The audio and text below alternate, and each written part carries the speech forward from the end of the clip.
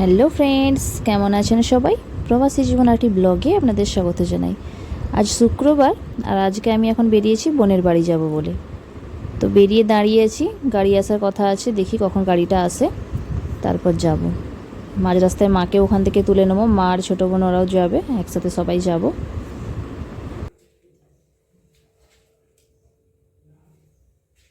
আর এই যে এই ব্যাগগুলো কাল রাত্রেই আমি গুছিয়ে রেখেছিলাম, কারণ আজকে আমি সকাল সকালে বেরোনোর কথা ছিল। তো এই সকালে এখন 9টার মতো বাজে, দেখুন আকাশে কীরকম রোদ। তো এখন দাঁড়িয়ে আছি এখানে বাইরে, দেখি গাড়িটা কখন আসছে রাস্তায় বললো তো।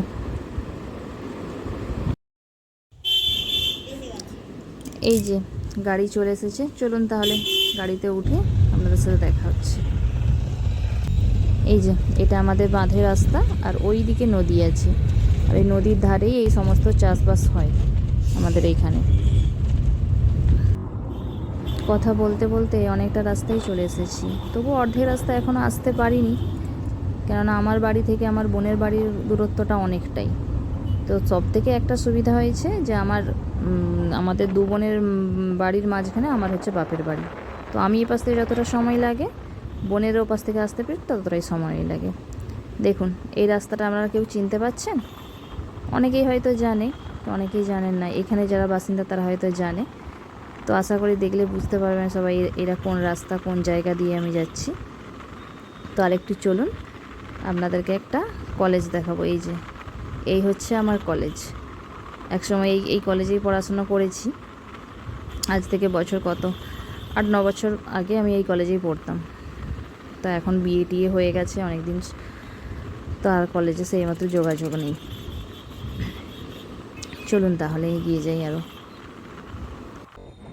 আর এই যে এখানে সব থেকে জাগ্রত মন্দির একটা বিশ্বলক্ষ্মী মন্দির। তো আমি এখানে বারতিনেকের মতো এসেছি, কিন্তু সেভাবে মন্দিরটার ঘোরা হয়নি আমার। তো চলুন, ওই পাশের রাস্তা পুরো ছেড়ে এবার যাচ্ছি সবুজের দিকে। মাঝে রাস্তা, আর দুই পাশে শুধু সবুজ আর সবুজ। এখানে পরিবেশটা দেখুন, একদম গ্রাম্য পরিবেশ। তো বোনের বিয়েটা ওই গ্রামের দিকেই হয়েছে, আমারও যেমন একটু গ্রামের দিকেই। আর আমার বাড়িটা গ্রামের দিকে হলেও তো সেইভাবে আমার মাঠের দিকে যাওয়া হয় না, যে এত চাষ হচ্ছে বা যাই হোক না, প্রতি বছর তো মাঠে ধান বাকি অন্যান্য ফসলের সবজি চাষ হয়, তো সেইভাবে আমার যাওয়া হয় না। আর থাকি তো আমি ওই দেরাদুনেই, এখানে সেভাবে আর থাকাও হয় না। আর আমার বিয়ের বছর তিনেকের মধ্যেই আমি দেরাদুনে চলে গেছিলাম, আর সেখানকে যে তো আর কোথাও যাওয়ার মতন এরকম সবুজ তো পরিবেশ আর কোথাও পাওয়া যায় না। সেখানে চারদিক হচ্ছে ইট কংক্রিটের দেওয়ালে মোড়া চারদিকটা। তো যখনই আসি তখনই একবার বেরিয়ে পড়ি। সব থেকে ভালো হচ্ছে আমার বাপের বাড়ি, এই রাস্তাতে আমাদের বাপের বাড়ি আছে। তো যখনই আসি বাপের বাড়িতে ওই মাঠের দিকে একটু বেরোই, ভালো লাগে এই জায়গাগুলো দেখতে।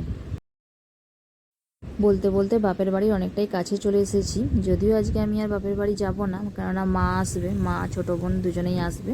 ওই জন্য এখানে যে দাঁড়িয়ে আছি, তো ওরা আসবে, একসাথে তিনজনে চলে যাব। তো আসুক, ততক্ষণ বসি এখানে একটু।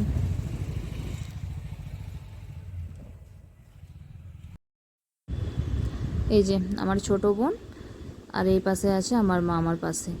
তো চলে এসেছে, চলুন এখন।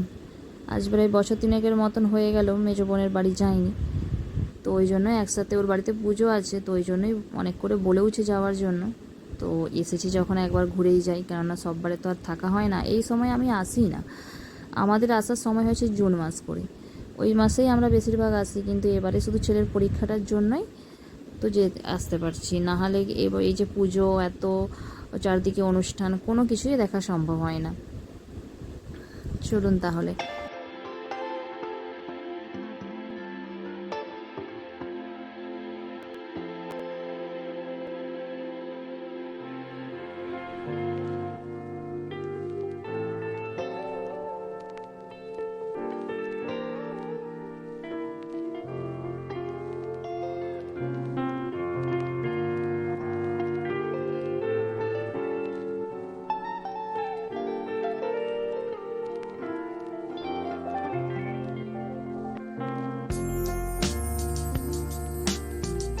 আর এই পাশটা চারদিক সবুজে সবুজে ঘেরা থাকলে কি হবে, চারদিকটা এত পরিমাণ জঙ্গল হয়ে আছে দুটো সাইড।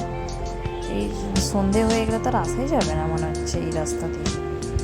রাস্তাটাও খুব একটা ভালো নয়, তো তার উপরে চারদিকে যদি দুপাশে বন জঙ্গলে ভর্তি থাকে তো কীভাবে আর আসবো এই পাশ দিয়ে। আর এই জায়গাগুলো আমি বছর 3 আগে দেখেছিলাম যখন, তখন কত পরিষ্কার ছিল এইসব জায়গায়। এত বন জঙ্গল হয়ে গেছে এখন, মানুষের একদিনই তো কত পরিবর্তন হয়ে যায়। আর আমার এই বছর 3 পরে এইখানকে এসেছি, কত পরিবর্তন হয়ে গেছে চারদিকটা।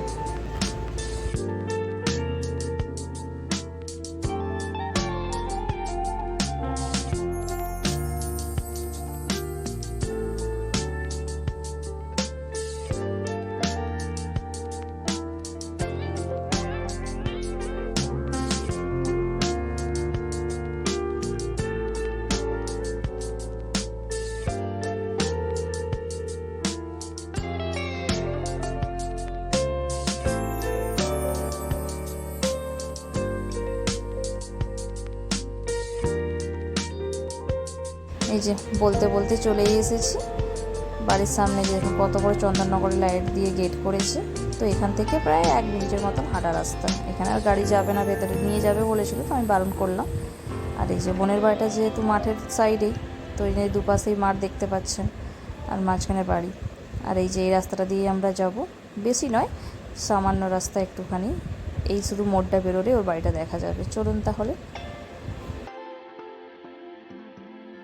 এই যে বোনের বাড়িতে চলে এসেছি, দেখুন চারদিকটা সবুজে সবুজ, আর মাঝে ওদের বাড়ি। পাশাপাশি বাড়ি বলতে আমাদের এই সাইডে বাড়িগুলো আছে, তো সে পাশের বাড়িগুলো খুব একটা সামনে নেই, একটু কিছুটা ডিফারেন্সে আছে বাড়িগুলো। তো চলুন আগে বাড়ির ভেতরে যাই, ব্যাগপত্র সব আগে রাখি, অনেকটা বেলা হয়ে গেল আস্তে আস্তে। এই যে ওদের বাড়িটা দুদিকেই যাওয়া যায়, নিচের দিক দিয়েও যাওয়া যায়, আবার উপর দিক দিয়েও। আমরা উপর দিক দিয়ে আসি, কারণ নিচেতে সব রান্না টান্না চলছে। বন্য ওখান থেকে বলে দিল যে তোরা উপর দিয়ে আয়, এ পাশে দরজা খোলা আছে। তো ব্যাগপত্র রাখা হয়ে গেছে, হওয়ার পর মাকে বললাম তো চলো একবার মন্দিরের ওখান থেকে ঘুরে আসি।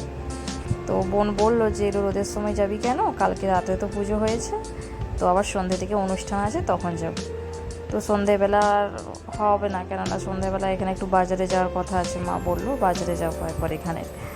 তো সেই জন্য আমি মাকে বলি চলো একটু ঘুরেই আসি মোহনের মন্দির থেকে। তো ওই জন্য বেরিয়ে পড়েছি। বোন, ছোটো বোন এসেছে, ছোটো বোন, আমি আর মা, আমার ছেলে, আর ওই বোনজিটাও সবাই মিলে এসেছি। কারণ আমি এখানে রাস্তা জানি না, আমি এই রাস্তায় এই প্রথম এসেছি। এই পাশে দিকে পুজো হয় বলেছিল, কিন্তু আমি কখনোই তো আসিনি এই পুজোতে। তো ওই জন্য যাই একটু দেখা করেই আসি, কেননা আজকে রাতটুকুন থাকবো, কাল আবার চলে যাব বাপের বাড়িতে। তো যার জন্য আর এখানে আসতে পারবো কি পারবো না, তার জন্য এই দিনের বেলাতে ঘুরে যাই।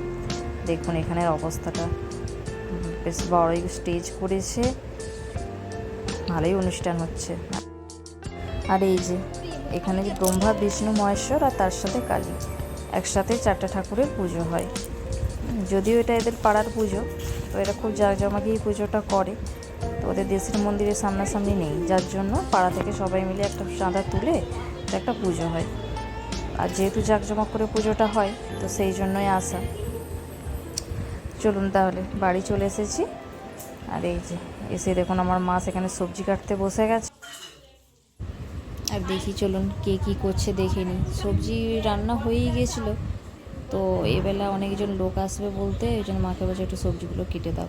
তো ওই জন্য মা আবার সবজি কাটতে বসেছে ঘুরে ঘুরে, কেননা সকালে যে দুপুরে যে রান্নাটা হবে সেটা সবজি আগেই কেটেছিল। তো এতগুলো লোকজন আসবে বলে ওই জন্যই আবার ঘুরে ঘুরে সবজি কাটছে। দেখুন